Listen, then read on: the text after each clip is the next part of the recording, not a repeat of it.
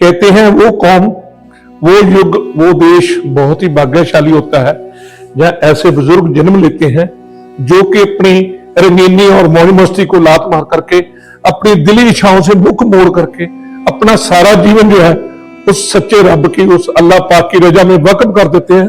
बस ये वही लोग होते हैं जिनके जरिए हमारे जैसे जो भटके हुए लोग होते हैं माड़े रस्तों को, माड़े राहों को छोड़ करके एक नेक इंसान बन जाते हैं। और अस्सलाम वालेकुम व्यूअर्स, अभी मैं आ गया हूँ हजरत शेख मोहम्मद इस्माइल चिश्ती रहमतुल्लाह अलैह की दरगाह पर। और यहाँ के जो मुजावर हैं वो आपके सुन के बड़ी हैरानी होगी, जो एक सिख पाजी हैं और यहाँ बहुत वक्त से आप रहमतुल्लाह अलैह की सेवा के अंदर हैं। आइए हम जानते हैं आप रहमतुल्लाह अलैह के बारे में और यहाँ की दरगाह शरीफ की हिस्ट्री के बारे में। पहले हम आपको हजरत की बारगाह में ले चलते हैं जिनका बहुत बड़ा मुकाम है, बड़ी ऊंची शान है। और 400 हिजरी में 9वीं सदी में आपने प्रकाश लिया, आपका जन्म हुआ और 1077 हिजरी में आपने पर्दा किया। ये उनका हुजरा है, सबसे पहले हुजरा है जहां स्थान पर बैठ के इन्होंने बंदगी की है। सरकार ने 125 साल बैठ के हजरत इमाम रब्बानी मुजद्दिद अल्फसानी साहब का दीदार करने के लिए उनका इंतजार किया है। ये इनका जो पैदाइश है 400 हिजरी, 125 साल इस स्थान पर बैठ के उनका इंतजार किया इमाम रब्बानी मुजद्दिद अल्फसानी साहब का, उनके दीदार के लिए। क्योंकि इनको काशवानी हुई थी कि इमाम रब्बानी मुजद्दिद अल्फसानी साहब आने वाले हैं और मेरी जो तमन्ना है उनकी दीदार की थी। तो इन्होंने फिर अल्लाह ताला के आगे गुजारिश की थी कि या अल्लाह, इमाम रब्बानी मुजद्दिद अल्फसानी साहब आने वाले हैं, मेरी तमन्ना जो है उनकी दीदार की है पर मेरी आजू पूरी हो चुकी है। तब अल्लाह का वली अल्लाह से गुजारिश कर रहा है, तो जाहिर है अल्लाह को तो इनकी गुजारिश मांगनी ही पड़ेगी। और अल्लाह ताला ने फरमाया, हे मेरे प्यारे वली, तू सब कुछ कर सकता है। तो फिर सरकार के मुजद्दिद साहब जी के इंतजार में इस स्थान पर बैठ गए और 125 साल बीत गए इनको। तो हजरत साहब आए, उन्होंने इनके ऊपर 22 फुट मिट्टी चलेगी, मिट्टी को हटाया और इनको बड़े मोहब्बत से अपने उस स्थान पर हजरत मुजद्दिद जहां उनका इस टाइम दरबार है, उनकी बारगाह है, वहां लेके गए। और उसके बाद जो है हम आपको अंदर ले चलते हैं उनकी मजार शरीफ, हजरत शेख सैयद मोहम्मद इस्माइल बाबा बंदगी साहब उनकी मजार की दीदार कराते हैं। ये हजरत शेख सैयद मोहम्मद इस्माइल बाबा बंदगी साहब रहमतुल्लाह अलैह जी का स्थान है। और उनके बगल में पंडित जी एक बच्चा है पंडित जी का, जिसके थ्रू हजरत ने यहाँ गंगा मंगाई थी, यहाँ हौज में गंगा मंगवाई थी। ये हौज है इस साइड में, वो आपको दीदार कराएंगे। ये परली तरफ हौज है, इनका गंगा मंगाई थी। ये हजरत इस्माइल बाबा बंदगी साहब कहते हैं वो कौम, वो युग, वो देश बहुत ही भाग्यशाली होता है जहां ऐसे बुजुर्ग जन्म लेते हैं जो कि अपनी रंगीनी और मौज मस्ती को लात मार करके, अपनी दिली इच्छाओं से मुख मोड़ करके अपना सारा जीवन जो है उस सच्चे रब की, उस अल्लाह पाक की रजा में वक्फ कर देते हैं। बस ये वही लोग होते हैं जिनके जरिए हमारे जैसे जो भटके हुए लोग होते हैं वो अपना जो जीवन है उसको सफला कर लेते हैं, मुकम्मल कर लेते हैं और अपना जो मतलब माड़े रस्तों को, माड़े राहों को छोड़ करके अपने एक नेक इंसान बन जाते हैं और अपने जीवन सफला कर लेते हैं, मुकम्मल कर लेते हैं। बस ये वो ही मुकद्दस जगह है सरकार की। और इनकी करम नवाजी, आपका जो जन्म है, सरकार का जो जन्म है शहर तब्स में हुआ है, तब्स में शहर हुआ है। वसूके, अमर वसूकी में इनके जन्म के बारे में पता चला कि जो इनका जन्म है शहर तब्स में हुआ है। और ये हजरत शुरू से वली इलाही है कि इनके पैदाइश से पहले ही इनके बुजुर्गों को एक वली कामिल होने के बारे में, वली इलाही होने के बारे में सरकार के अब्बा जी को ये बसार दे दी गई थी। जब सरकार हजरत इस्माइल बाबा बंदगी साहब रहमतुल्लाह अलैह अपनी माँ के घर में आए, उन दिनों जब इनकी अम्मी जान किबली की और मुंह करके नमाजें अदा किया करती थी, हर नमाज के रम्म समय में सरकार की अम्मी जान का किबली का और मुंह करके नमाजें अदा किया करती थी। हर नमाज के रम्म समय में इनकी अम्मी जान के पेट में बड़ी दर्द हुआ करती थी, बड़ी जोर की पीड़ा हुआ करती थी। इस दर्द को, इस पीड़ा को कोई बीमारी समझ करके, कोई रोग समझ करके तो बड़ी बेचैन हो जाती थी और उनके अब्बा जान ने उनके बतेरे इलाज कराए, तबीब कराए, उनको आराम नहीं मिला। फिर फकीरों की ओर रुख किया गया। जब हुए किसी इबादत में लीन, किसी फकीर के पास ले जाया गया। उन्होंने कहा खुशखबरी हो अहमद मियां के आपको कि आपके घर वली कामिल पैदा होने वाला है। और बचपन में ही आपके अब्बा जान का जो साया था आपके सर से उठ गया और आपका जो लालन पालन है हजरत इस्माइल बाबा बंदगी साहब की माता जी ने ही किया है। और बचपन में आप खेलने कूदने की बजाय सच्चे रब की भक्ति में, बंदगी में लीन रहा करते थे। और आपका शहर तबस से निकलने का कारण यह है कि आपका एक दोस्त, जब आप जवान हुए तो आपका एक दोस्त जो जिसके साथ वो खेलते थे, एक दिन वो इनके साथ खेलने नहीं आया तो आपने अपने अम्मी जान से जाके पूछा, माता जी से जाके पूछा कि माता वो मेरा दोस्त क्यों नहीं आया। तो आपकी माता जी ने कहा कि बेटा वो अभी नहीं आ पाएगा क्योंकि वो मर चुका है। तो सरकार को बहुत गम हुआ ये बात सुनकर। सरकार ने उसके घर की तरफ चाले डाल दिए। और जब सरकार ने उनके बुजुर्गों को ढूंढ करके उस बच्चे के घर पहुंचे और बच्चे को देखा हुआ कि वहां उनके बुजुर्गों ने उस बच्चे को नला स्नान करा के उसको कफनाया हुआ था। सरकार ने जाके उसका कारण पूछा कि इसको ऐसे क्यों किया हुआ है। तो उनके बुजुर्गों ने बताया कि ये मर चुका है।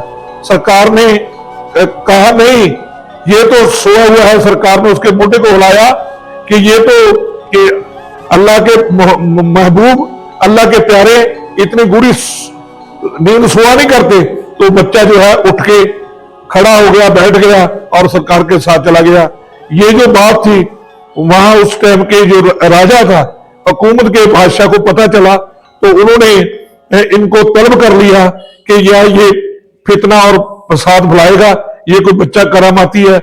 तो ये बात इनकी अम्मी जान को भी पता चली और इनकी अम्मी जान ने सरकार को बोला कि बेटा अब तुम्हारा यहां रहना ठीक नहीं है, कि आप यहां से दूर चले जाओ क्योंकि यहाँ के जो राजा है उसको आप पर गलत शक हो गया है, इसलिए आप दूर चले जाओ, कहीं पहाड़ों में जाके अपनी तालीम हासिल करो, रियाजियत करो, अपनी इबादत करो। तो वहां से यह सरकार निकले और निकल के पहाड़ों में, जंगलों में जाके इन्होंने बहुत ज्यादा रियाजियत की, बंदगी की और सरकार से कई लोगों ने बहुत सारे सरकार के कर्म से फैज पाए। और एक दिन सरकार बंदगी करते करते एक पहाड़ी की गुफा में चले गए। पहाड़ी का नाम था गुलबख्शा नाम की पहाड़ी। जब वहां चले गए तो वहां लोग जो इनके चेहरे के नूर को देखकर इनके पास इकट्ठे होने शुरू हो गए। तो इनके कदमों में उन्होंने सजदा सलाम किया और ये बताया कि हजरत इस्माइल बाबा बंदगी साहब जी, हजरत साहब कि जहां आप विराजमान हो उस पहाड़ी पर एक ऊपर भी 2 दरवेश और भी यहाँ बंदगी का रियाजत कर रहे हैं। तो सरकार ने बताया कि मेरे को सिवाय खुदा के बंदगी से मेरे को और किसी के बारे में ये मालूमात नहीं है। अगर आपने आज बताया है मैं उनके दीदार करूंगा कि 2 दरवेश और भी यहाँ बंदगी कर रहे हैं। तो सरकार ने सुबह चाले डाल दिए कि पहाड़ी के ऊपर चले गए। वहां बाबा कादर साहब थे और बाबा फरीद जी भी एक गुफा में थे, वो भी उसी पहाड़ी के ऊपर चले गए और तीनों जने शाम को इकट्ठे हो गए। जब शाम को रोजा अफ्तारी का समय आया तो जो बाबा कादर साहब थे और हजरत बाबा बंदगी साहब को कहने लगे इमाम के लिए, बाबा बंदगी साहब ने बाबा फरीद जी शकरगंज साहब को इमाम बनाया और उसके पीछे जमात में खड़े हो गए। और बाबा कादरी साहब था उन पर तो सब्र था कि जो उनके दाहिने तरफ खड़ के नमाज अदा फरमाया करता था तो उस पर गैबी शक्तियों का पहाड़ टूट पड़ता था। इसलिए आप जो थे उनके दाहिने तरफ खड़ गए। जिस वक्त रोजे का नमाज अदा की, नमाज के तुरंत बाद जब सलाम किया दाहिने तरफ क्या देखते हैं बाबा कादर साहब, जो भी हजरत इस्माइल बाबा बंदगी साहब के दाहिने तरफ जितने भी लोग नमाज में शामिल हुए थे वो सारे के सारे वली कामिल हो चुके थे। और ये देखकर बाबा कादर साहब ने फरमाया कि हे वली, हे दरवेश, के जैसे एक म्यान में 2 तलवारें नहीं घुस सकती और एक जगह 2 दरवेश में नहीं रह सकते। तो सरकार ने फरमाया कि हे दरवेश साहब कादर साहब के एक गुजड़ी में 10 दरवेश तो लुक सकते हैं। तो उसके बाद एक बाबा कादर साहब ने अपने कलंदर से एक रोटी का टुकड़ा वो लेकर अपना बाबा शेख फरीद साहब शकरकंद के सामने किया। उन्होंने कहा मैं तो अनाज के साथ रोजा अफ्तार नहीं कराया करता। और सरकार ने पूछा फिर किस चीज से आप रोजा अफ्तार करते हो? वो कहने लगे कि मैं कचनार के 7-8 पट्टे खा करके रोजा अफ्तार करता हूं। उसके बाद वही टुकड़ा जो है हजरत बाबा बंदगी साहब की तरफ उन्होंने सरका दिया। हजरत बाबा बंदगी साहब ने कहा कि मेरे को तो मुद्दतें हो चुकी हैं, मैं तो अनाज का जो स्वाद है वो भी भूल चुका हूं, टेस्ट भूल चुका हूं। तो फिर हजरत ने फरमाया, हजरत कादर साहब ने, बाबा फरीद साहब ने, कि हजरत आप किस चीज से रोजा अफ्तार करते हो? तो हजरत इस्माइल बाबा बंदगी साहब ने बताया कि किसी भी दरख्त के नीचे गिरे हुए 3 पत्ते खा करके मैं रोजा अफ्तार करता हूं। और उसके बाद फिर आप वहां काफी देर वहां 1-2-4 दिन वहां रुके और उसके बाद फिर तशरीफ लाए।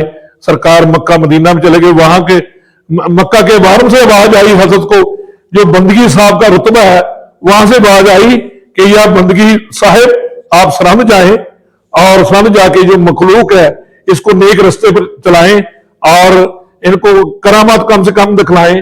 और ये सरहद का जो खेतर है, यहाँ बुजुर्गों को, यहाँ के जो सरहद के खेतों को बुजुर्गों में रहने के लिए अपना बड़ा पसंद किया है। और हजरत भी रहने के लिए यही यहाँ टिक गए और यहीं रह के हजरत मुजद्दिद अल साहब का इंतजार किया, क्योंकि 500 साल की आयु हो चुकी थी। सरकार का जाने का टाइम था, हजरत मुजद्दिद अल साहब का आने का टाइम था। तो सरकार को बिसार तो ही कि मामे रबानी मुजद्दिद अल साहब आने वाले हैं, मेरी तमन्ना उनके दीदार की थी। तो अल्लाह ताला ने सरकार की जो गुजारिश थी एक्सेप्ट की। और मैं तो यही कहूंगा, अगर हम भी अल्लाह से कुछ मांगना चाहते हैं, कुछ सरकार के हजरत इस्माइल बाबा बंदगी साहब के वसीले से मांगे, हमारी जो दुआ है वो जरूर कबूल करेंगे अल्लाह ताला। और अल्लाह ताला ने फरमाया है मेरे प्यारे वाले तो सब कुछ कर सकता है। जो आप जी को ये हुजरा दिखाया उस स्थान पर बैठ गए, उनके इंतजार के लिए 125 साल गुजर गया। सरकार के ऊपर 22 फुट मिट्टी चली गई और हजरत मुजद्दिद साहब आए। बड़ा खूब फरमाया कि मैं दरमादर तेरे दरबार आया बंदगी साहिब, मैं दरमादर तेरे दरबार आया बंदगी साहिब, जमाने की मैं गर्दिश ने सताया बंदगी साहिब। तेरी औलाद में ताकत के कुंजों के साथ उठ जाए तो मैंने मर्तबा पाया सवाया बंदगी साहिब। एक दिन तैश में आकर मुजद्दिद अल्फसानी ने जुबा अपने से फरमाया, वो आया बंदगी साहिब, किनारे पर लगा देना सवरिया बंदगी साहिब। या मेरे हजूर इस्माइल बाबा बंदगी साहब, या अल्लाह महबूब तेरा दर मिल गया, हमको सहारा हो तो ऐसा हो। या बाबा बंदगी साहब तेरा दर मिल गया, मुझको सहारा हो तो ऐसा हो। तेरे टुकड़ों पे पलते हैं, गुजारा हो तो ऐसा हो। हे राजे दे राजे, दीन दुनिया में मालिक, तेरे दर तेरे घर गरीब आया हाँ, तेरे चरणों च अरदास बेनती दुआ करता हाँ, मैनू गरीब नू अपने खजाने तो दात बख्शो, नीवा होके लुट दाता मेरे ते कर्म करो, मैनू अपने चरणों च जोड़ी रखना, हजूर सेवा करना खिदमत करने की तौफीक अदा फरमाना। बस जिंदगी तुसा दिती है हजूर, बस मेरी जो मौत है वो भी थोड़े चरणों च कदमां च होवे, मेरी ये दुआ कबूल करना। ये महफिल खाना है। हजरत के 28 सवाल के दिन बहुत बड़ा उर्स मुबारक होता है हर साल। 28 सवाल के दिन बहुत बड़ा उर्स मुबारक, ईद से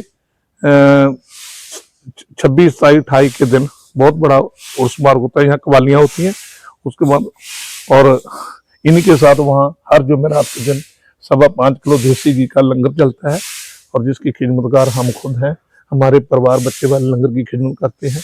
और ये जो है ये अपना मस्जिद है, उसी टाइम पुराने जमाने की मस्जिद है हजरत की।